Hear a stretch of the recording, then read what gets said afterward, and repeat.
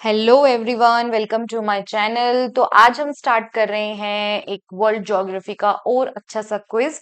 तो आज हम सभी क्वेश्चंस को देखेंगे उनकी लोकेशंस के साथ और उनकी जो भी इंफॉर्मेशन हम कलेक्ट कर सकते हैं उस सब के साथ। तो चलिए स्टार्ट करते हैं अपने फर्स्ट क्वेश्चन के साथ। Which of the following is the largest island in the Mediterranean सी?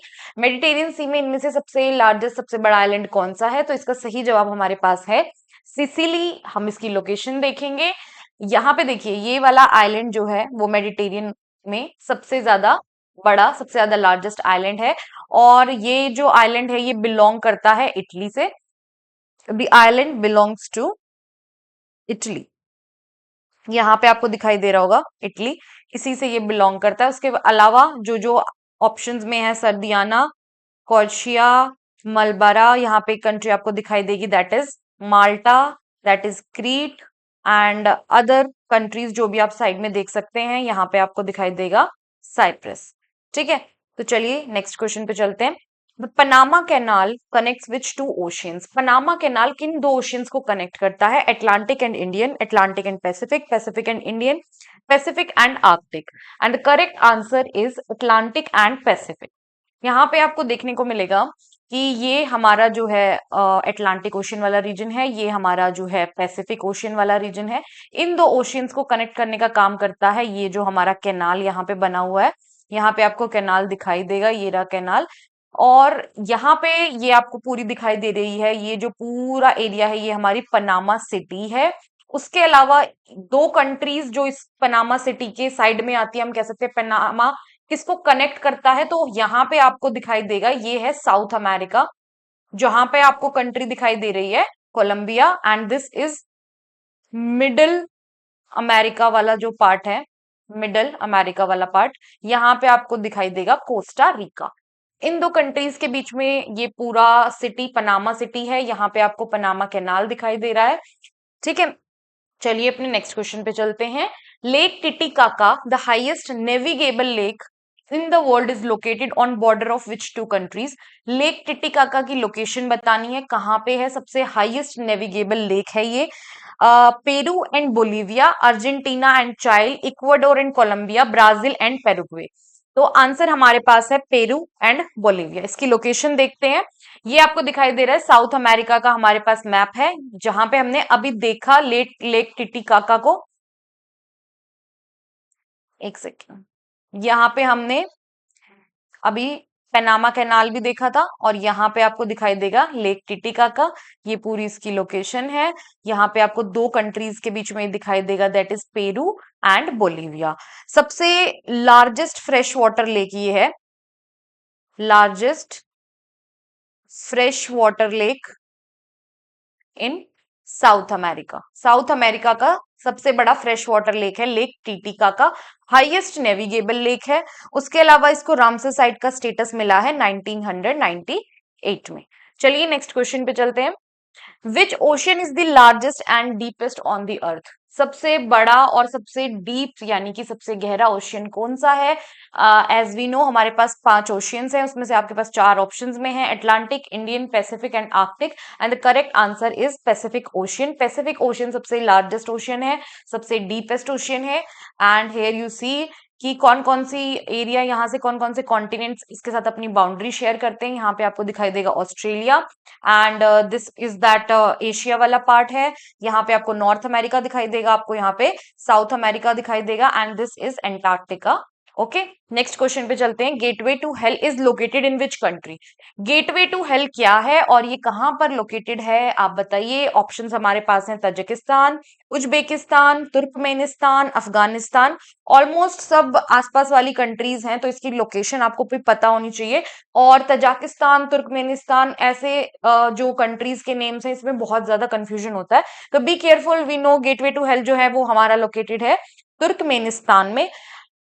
देखिए, ये आपको दिखाई देगा, इसे हम बोलते हैं gateway to hell. Gateway to hell का कोई अदर नेम है जिसे हम कहते हैं, इसे हम कहते हैं दरवाजा गैस क्रेटर कह सकते हैं हम इसे। इसे हम डोर टू हेल के नाम से जानते हैं, डोर टू हेल। उसके अलावा हम इसे बोलते हैं कि ये जो है फेमस, बहुत ज्यादा फेमस है किस चीज के लिए? पहले इसका ओरिजिन देखेंगे। ये लोकेटेड है तुर्कमेनिस्तान के काराकुम डेजर्ट में। ठीक है, काराकुम डेजर्ट में ये जो है, ये लास्ट 50 ईयर से बर्निंग होल है यहाँ पर। अब देखो इसका फॉर्मेशन कैसे हुआ था, पहले उसको थोड़ा सा समझने की कोशिश करते हैं। इसका फॉर्मेशन देखते हैं पहले थोड़ा सा। देखो इसका जो ओरिजिन है ना, वो माना जाता है कि 1971 के अराउंड हुआ है। हम कह सकते हैं 1980s के अराउंड जो है ये बर्न करना स्टार्ट हुआ था। अब ये हुआ यहाँ पे क्या है, यहाँ पे इस एरिया में ये जो फायर है ये कॉन्टिन्यूस 50 ईयर्स से ये बर्न कर रही है। ये क्यों कर रही है? सिर्फ जब हमने देखा कि 1971 के अराउंड यहाँ पे एक ड्रिलिंग प्रोजेक्ट हुआ था, जब ये जो पूरा पार्ट है ये सोवियत यूनियन का पार्ट था, सोवियत यूनियन जो था उसका पार्ट था। उस टाइम पे यहाँ पे ऑयल ड्रिलिंग का एक प्रोजेक्ट हुआ था, और उसी टाइम पे मतलब बाय मिस्टेक एक ऐसा पॉकेट जो है वो हिट हो गया, जो कि नेचुरल गैस का पॉकेट था। अब यू नो कि नेचुरल गैस में बहुत सारी गैसेस आती हैं, जिसमें हमारे पास एक गैस होती है मीथेन। और इसी गैस के लीकेज की वजह से यहाँ पे जो है ये गैस कॉन्टिन्यूसली यहाँ पे लीक होती है, और इसी की वजह से ये कॉन्टिन्यूसली 50 ईयर्स से जो है बर्न हो रहा है। ठीक है, मीथेन हमारा बहुत ज्यादा एयर पोल्यूशन क्रिएट करने वाली गैस है, ग्रीन हाउस गैस है। तो ये गैस को मतलब इस ये जो यहाँ पे हमने जैसे कि एक पर्टिकुलर स्पॉट था जहां पे हम ऑयल ड्रिलिंग कर रहे हैं। पहले इसको समझते हैं। यहाँ पे आपने कोई पॉकेट ऐसा हिट कर दिया जहां से गैस लीकेज होनी स्टार्ट हो गई, और ये जो पूरा एरिया है ना, यहाँ पे जो लिथोस्फेयर की जो लेयर थी, जो क्रस्ट थी, जो पार्ट था, वो पूरा जो है वो सिंक होल में कन्वर्ट हो जाता है, वो पूरा जो है धस जाता है अंदर, और ये एक ऐसा सिंक होल बन जाता है आपको जो दिखाई दे रहा है। और यहाँ से कॉन्टिन्यूस गैस लीकेज हो रही है, और उसकी वजह से यहाँ पे जो है वो कॉन्टिन्यूस फायर जो है बर्न हो रही है। इसके बहुत किलोमीटर तक जो है वो कोई भी जाता नहीं है बेसिकली। वैसे अभी तो ये एक टूरिस्ट प्लेस है, यहाँ पे लोग विजिट करते हैं इसको देखने के लिए, बट इसको बहुत लंबे टाइम से ये चीज देखी जा रही है कि इसको कैसे बंद किया जाए। इसको बंद करने का कोई जो तरीका है वो खोजा जा रहा है, क्योंकि ये बहुत ज्यादा अफेक्ट कर रहा है एनवायरनमेंट को। ठीक है, ग्लोबल वार्मिंग के लिए कॉन्टिन्यूसली मीथेन गैस का जो है लीकेज हो रहा है, और कॉन्टिन्यूसली ये बर्न हो रहा है।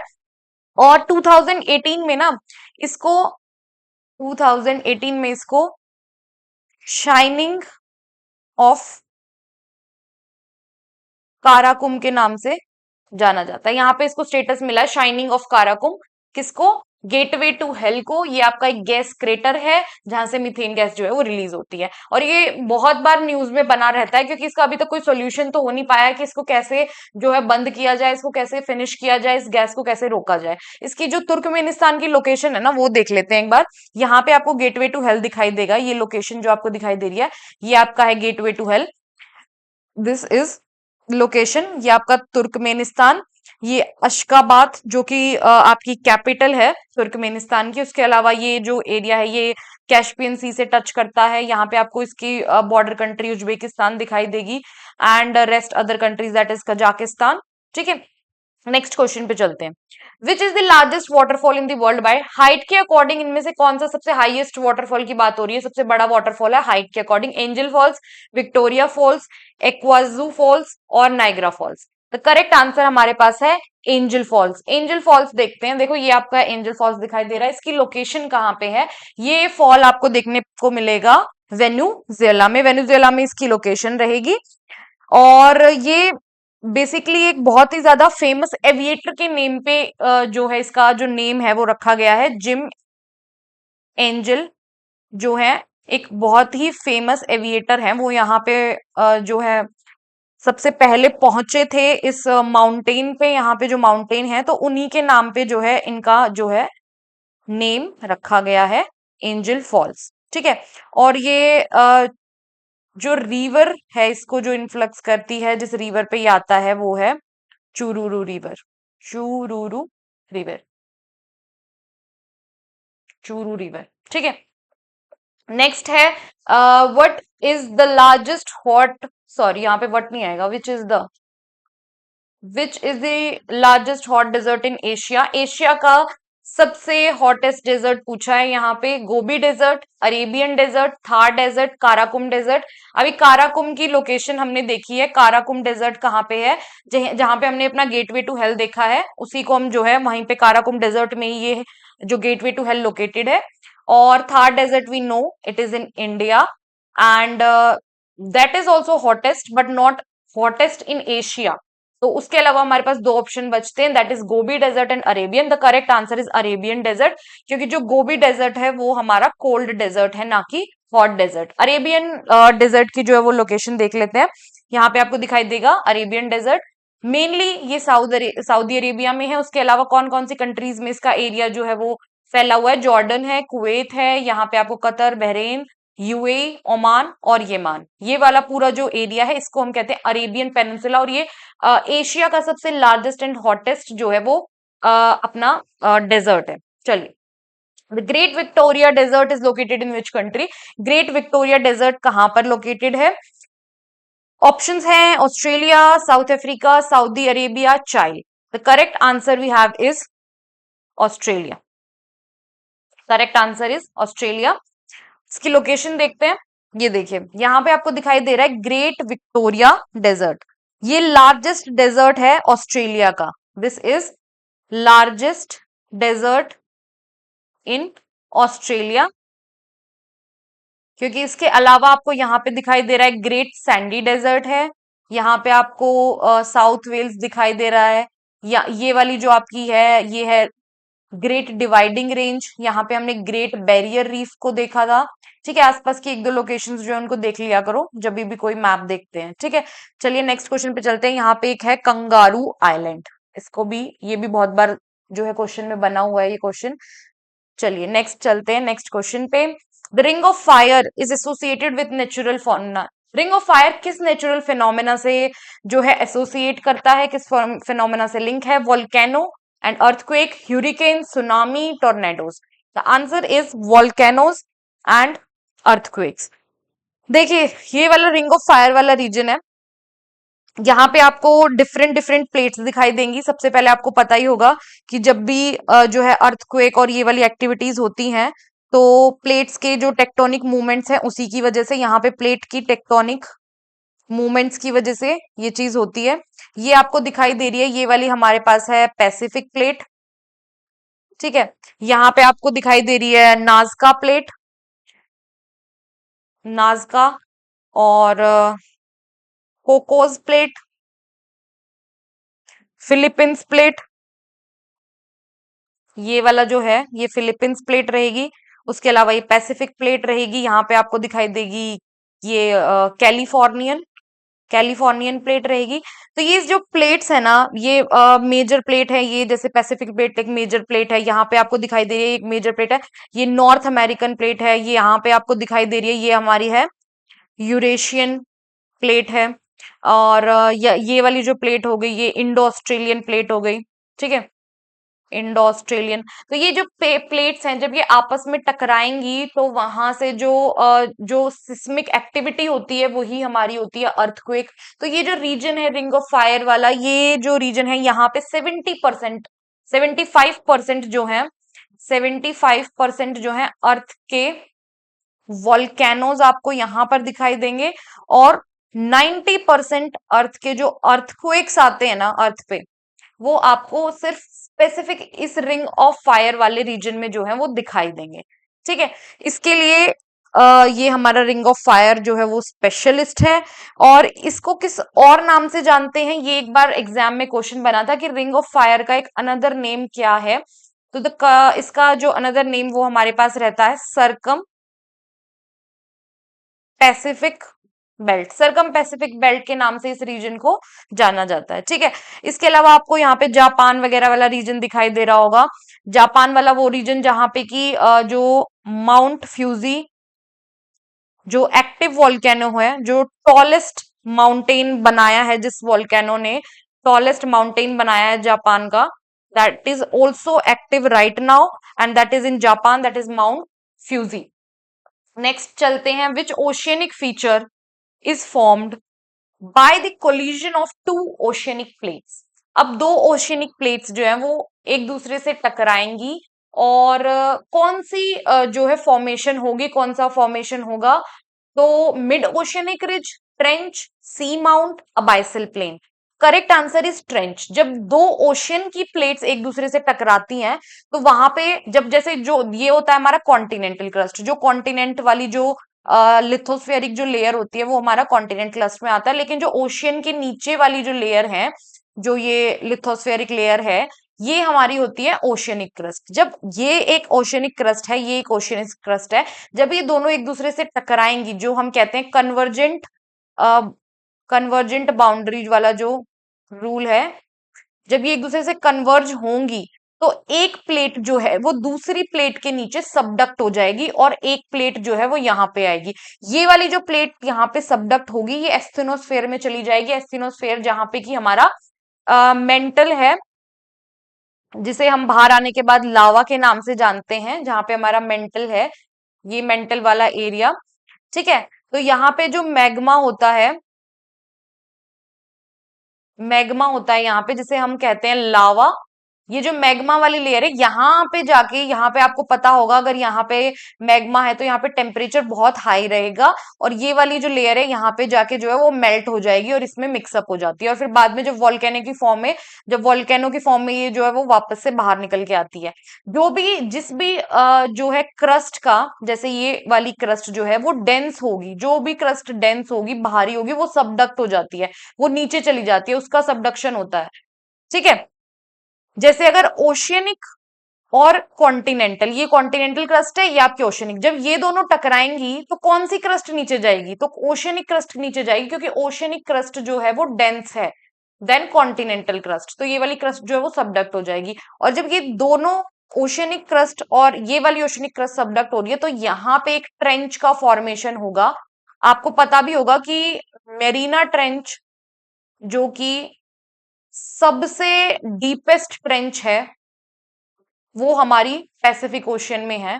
तो वो इसी फॉर्मेशन से जो है वो मेरीना ट्रेंच जो है वो बनी हुई है। जब दो ओशियनिक क्रस्ट का आपस में टकराव होता है तो वहां पे जो ये आप कह सकते हो कि बहुत डीपेस्ट एक गड्ढा बनता है, वो हमारा होता है ट्रेंच। ये आपको आपकी ट्रेंच दिखाई देगी। Next we have the tropic of cancer passes through how many countries. Tropic of cancer कौन कौन सी स्टेट से पास होता है ये तो हमने देखा होगा, लेकिन कौन कौन सी कंट्री से पास होता है ये हम अभी देखेंगे। और टोटल कंट्रीज हमारे पास है 16, 16 कंट्रीज से ये पास होके निकलता है। कौन कौन सी कंट्रीज हैं 16, वो हम देख लेते हैं। यहाँ पे आपको दिखाई देगा, that is Mexico and Bahamas, Western Sahara, Mauritania, Mali, Niger, Algeria, Libya, Egypt, Saudi Arabia, that is UAE and Oman, India, Myanmar, Bangladesh, China. ठीक है, ये सब स्पेसिफिक कंट्रीज हैं। वी हैव 16 कंट्रीज जिससे ये पास होके निकलता है। अब हम चलते हैं अपने नेक्स्ट क्वेश्चन की तरफ। Where is the Darling range located? अब डार्लिंग रेंज कहाँ पे लोकेटेड है ये हम देखेंगे। Australia, Africa, North America, South America, कौन से कॉन्टिनेंट में है? सबसे पहले ये देखते हैं। हमें डार्लिंग रेंज देखने को मिलेगी ऑस्ट्रेलिया में। ऑस्ट्रेलिया में कहाँ पे ये हमें दिखाई देती है? वेस्टर्न ऑस्ट्रेलिया में, बेसिकली हम कह सकते हैं north western, sorry south western Australia. ठीक है, यहाँ पे आपको डार्लिंग रेंज दिखाई देगी। यहाँ पे एक इंपॉर्टेंट लोकेशन है पर्थ। ठीक है, और ये वाला जो रीजन है ना पूरा साउथ, ये साउथ वेस्ट वाला जो रीजन है, ये बहुत ही रिच है मिनरल्स में। ठीक है, यहाँ पे आपको गोल्ड और अदर स्पेसिफिक जो इंपॉर्टेंट मिनरल्स होते हैं ना, वो सब आपको इस रीजन में देखने को मिल जाएंगे। ये ऑस्ट्रेलिया का हाई टेबल लैंड स्ट्रक्चर बनाता है डार्लिंग रेंज के। यहाँ पे जो वेस्टर्न ऑस्ट्रेलिया वाला पूरा रीजन है, ये आपका बनाता है ऑस्ट्रेलिया का हाईएस्ट टेबल लैंड स्ट्रक्चर। उसके अलावा हमने यहाँ पे ग्रेट डिवाइडिंग रेंज देखा था। यहाँ पे हमने अभी देखा था ग्रेट विक्टोरियन डेजर्ट। उसके अलावा यहाँ पे कौन कौन से इंपॉर्टेंट डेजर्ट हैं? वियरा Gibson desert, great sandy desert, और यहाँ पे टेरिटरीज में डिवाइडेड है, Northern Territory, Southern Territory, Western Australia, New South Wales. यहाँ पे आपको क्वींसलैंड दिखाई देगा, Great Barrier Reef, Coral sea और Cape York peninsula, Timor sea, and Arafura sea, shark bay, ये इंपॉर्टेंट लोकेशंस हैं, स्पेंसर गल्फ, और यहाँ पे आपको दिखाई देगा तस्मानिया, और यहाँ पे आपको दिखाई देगी एक बहुत इंपॉर्टेंट स्ट्रेट जो न्यूज में रह चुकी है, और ये क्वेश्चन भी बहुत बार पूछा गया है ब्रास स्ट्रेट के बारे में। इसकी लोकेशन भी देख सकते हो, ऑस्ट्रेलियन एल्प से आप यहाँ पे देख सकते हो। चलिए नेक्स्ट क्वेश्चन पे चलते हैं। द दश्त ई लूट, one of the hottest place on the earth, is located in which country. तो ये दश्ते लूट जो है ये क्या है और ये कहाँ पर लोकेटेड है, हॉटेस्ट प्लेस है और one of the hottest place है, तो ये कंट्री में, कौन सी कंट्री में लोकेटेड है? अल्जीरिया, सऊदी अरेबिया, इजिप्ट और ईरान। हमारे पास इसका करेक्ट आंसर होगा ईरान। ईरान में आपको ये लोकेशन देखने को मिलेगी। इसको हम कावीरे, कावीर ए नमक के नाम से भी जानते हैं, ठीक है, या इसको हम कह सकते हैं great salt desert, great salt desert. ये बहुत ज्यादा यहाँ पे मतलब सॉल्टी रीजन है ये आपको दिखाई दे रही है, ये एक डेजर्ट है जो हमने अभी देखा है, ये एक डेजर्ट है, ये ईरान में जो डेजर्ट है लोकेटेड है, और ये जो है 26th लार्जेस्ट डेजर्ट है इन वर्ल्ड, वर्ल्ड का 26th लार्जेस्ट डेजर्ट है दश्ते लू। और इसके अलावा ये जो डेजर्ट है वो अप्रॉक्स 800 किलोमीटर लॉन्ग डेजर्ट है, ठीक है। नेक्स्ट क्वेश्चन पे चलते हैं।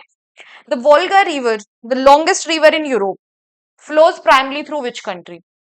वोल्गा के अलावा एक और इम्पोर्टेंट रिवर है हमारी यूरोप की, आप उसका नाम बताइए कौन सी रिवर है वो। हमने कुछ दिन पहले उस रिवर को कवर किया था, शायद इससे पहले वाली जो वर्ल्ड ज्योग्राफी की वीडियो थी हमने उसी में इसको कवर किया था। तो रिवर का नाम आप मुझे कमेंट करके बताना। ऑप्शंस हमारे पास हैं Russia, Germany, France, Italy. The correct answer is Russia. Volga river आपको देखने को मिलेगी। देखो ये वाली जो रिवर है ये है हमारी वोल्गा रिवर। इसका जो ओरिजिन है वो वल्दई हिल्स, मॉस्को से, मॉस्को की वल्दई हिल्स से जो है इसका ओरिजिन होता है, और ये पूरा रशिया से फ्लो करके यहाँ पे आपको दिखाई देगा कैस्पियन सी, कैस्पियन सी में जाके ये एम्प्टी होती है ये रिवर। और कौन सी लोकेशन है, ये लोकेशन भी आप देख सकते हो यहाँ पे कि ये कहाँ पे जाके जो है वो अपने पानी को एम्प्टी कर रही है, ठीक है। उसके अलावा ये लॉन्गेस्ट रिवर है यूरोप, यूरोप की लॉन्गेस्ट रिवर है। सेकंड लॉन्गेस्ट रिवर जो है यूरोप की वो आप कमेंट करके बताएंगे।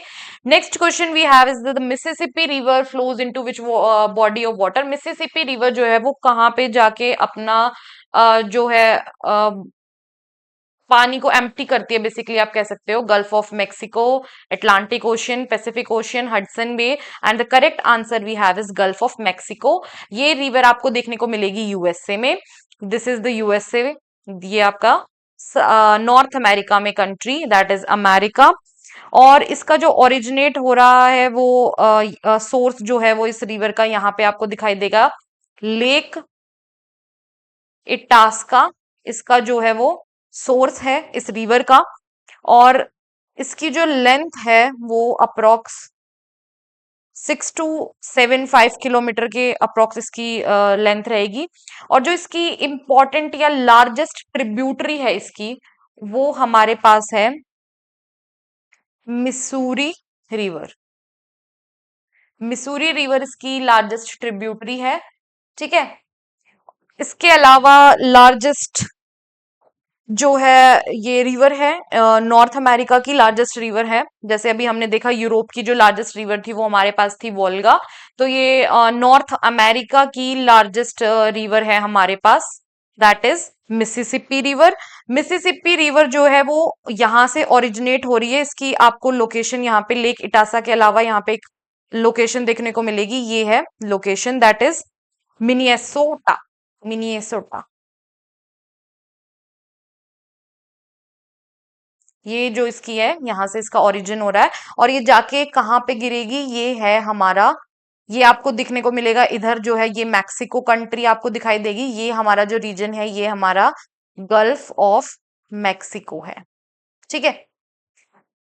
ठीक है, आज के लिए इतना ही, इस वीडियो में इतना ही कवर करेंगे। इसके बाद मिलते हैं अपनी नेक्स्ट वीडियो में। तब तक के लिए आप, अगर आपको वीडियो अच्छी लगी हो, इन्फॉर्मेटिव लगी हो, तो आप वीडियो को लाइक कर देना और चैनल को सब्सक्राइब करो अच्छी अच्छी वीडियोस देखने के लिए।